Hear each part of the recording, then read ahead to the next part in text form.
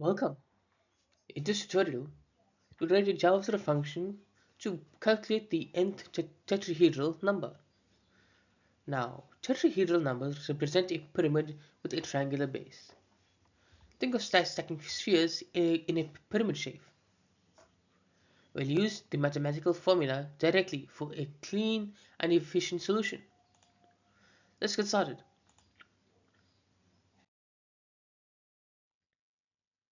Tetrahedral numbers count how many spheres make a triangular pyramid with n layers. Using the formula n into n plus 1 and n plus 2 divided by 6, we can compute the nth number directly.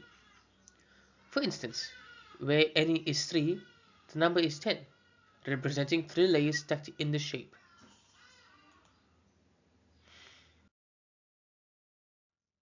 Our function directly applies the formula using a simple arithmetic operations. We then test for different values of n to verify the outputs match expected tetrahedral numbers.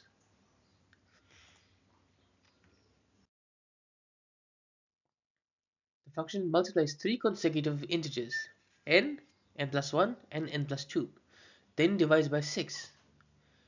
This formula derives from combinatorial mathematics related to rising factorials and tetrahedral geometry.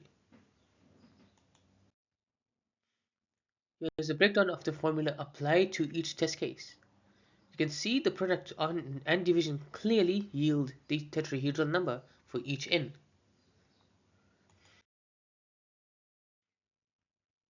Tetrahedral numbers also appear in geometry, combinatorics, and computer graphics.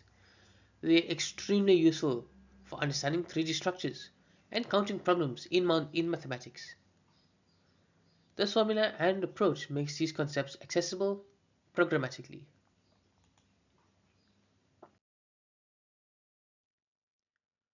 We've implemented a concise function to calculate the nth tetrahedral number using a well-known formula.